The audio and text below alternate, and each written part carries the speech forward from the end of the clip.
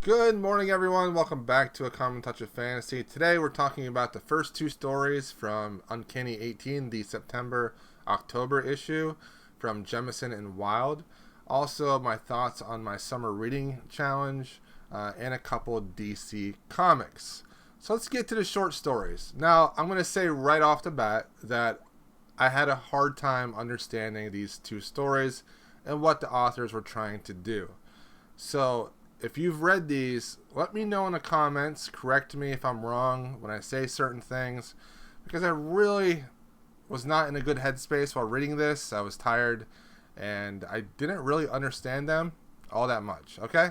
So, Henosis by N.K. Jemisin, from what I can gather, is a story that is a commentary on awards and fandom.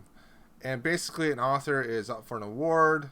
This super fan kidnaps the author and ends up talking the author into a way of gaming the awards so that he would win, I believe. So it's definitely a commentary on the Hugo Awards and what the different factions were trying to do. I don't know if this was necessarily important. At this point, I think a lot of the things that have been said about the issues have been said.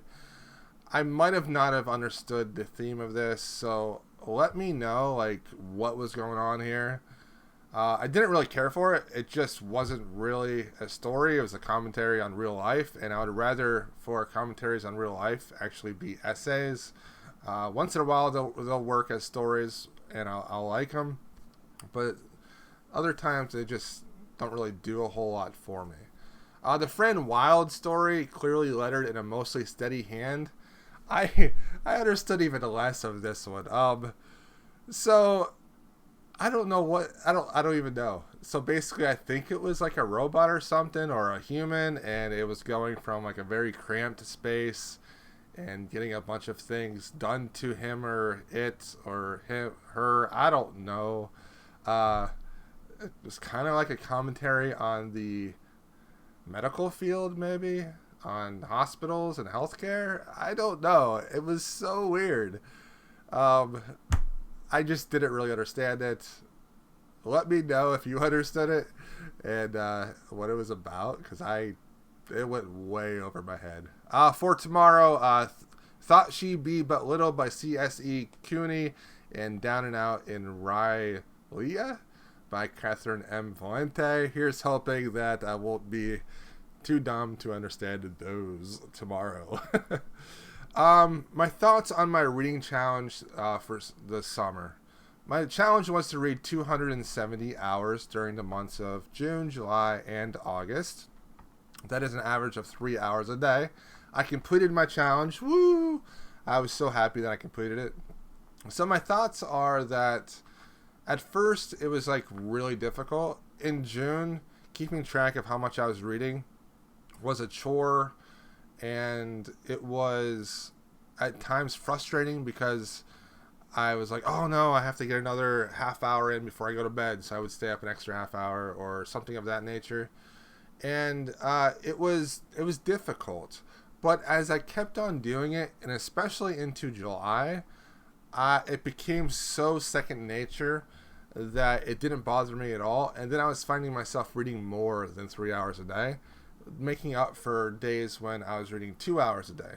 And what I've really learned was that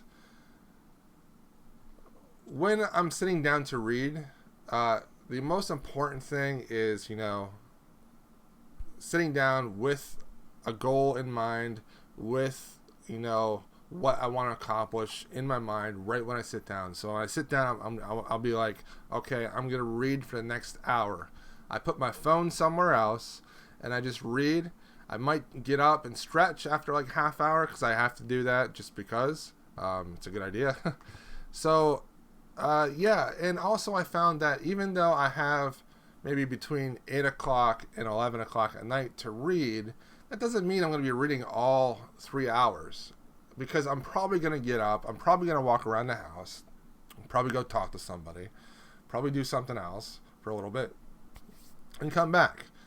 And a lot of times that 3 hours ends up being maybe 2 hours and like 15 minutes worth of reading.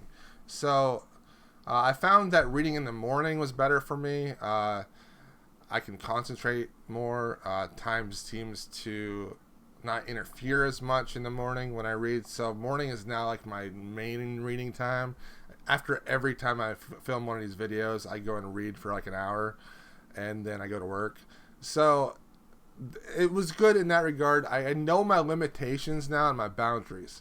My limitations are 5 hours a day. Like, if I read more than 5 hours a day, I will regret it the next day because my body will not like me sitting in one spot for 5 hours, even with breaks, getting up and stuff throughout the whole day. 5 hours is like my max amount of time I can spend reading.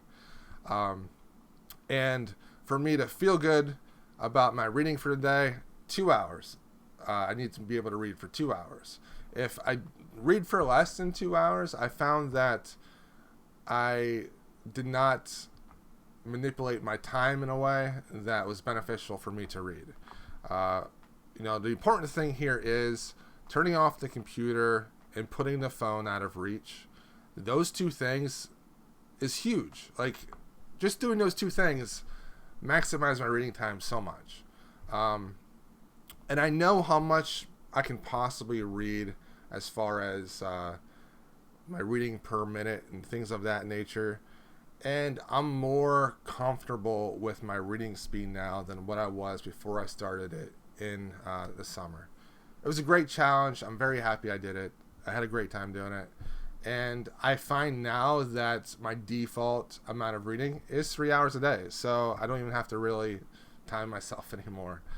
Anyways, let's move on to some comic books. Superman number 29. I'm not going to say a whole lot about these. This one is like an off arc because it's written by Keith Champagne instead of a bunch of people that have been writing it. Instead of Peter J. Tomasi. Basically, the anger or fear Yellow Lantern power comes to Earth and gets into a fight with Superman, and Sinestro shows up. So it's kind of a Green Lantern / Superman crossover without Green Lantern actually being there. It was okay. Super Sons number 7. If you know me, Super Sons is one of my favorite ongoing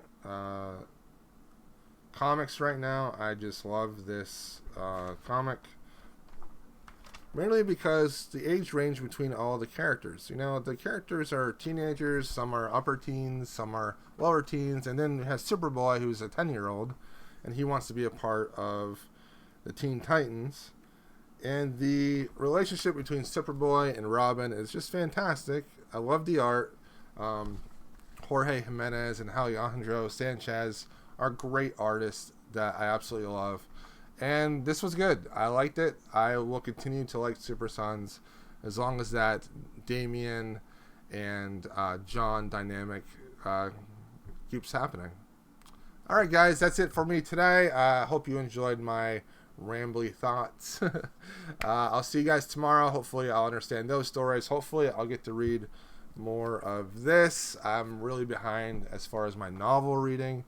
That is my main challenge right now, is reading these short stories, reading my comic books, and then being able to do the time well enough to then read my novels, and not to the point where I'm burned out by reading different things. So we'll see what happens. Tomorrow for comic books we have Secret Empire number 8 and Sacred Creatures number 2.